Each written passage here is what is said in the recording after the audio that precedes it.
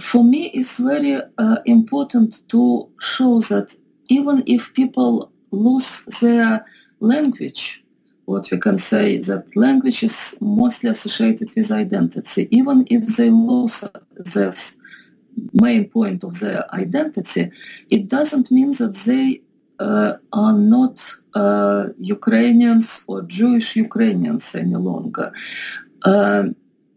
It might be even the situation that they didn't tell their children much about their past.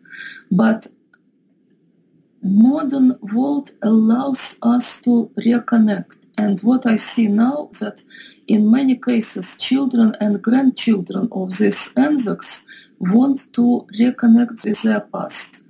And I'm happy to help them to find their relatives in Ukraine. And certainly they will not be classical Ukrainians. But this attachment to our ancestors that is somewhere can be sleeping in our heart for several generations. Sooner or later it will send you a message that you need to reconnect with your past.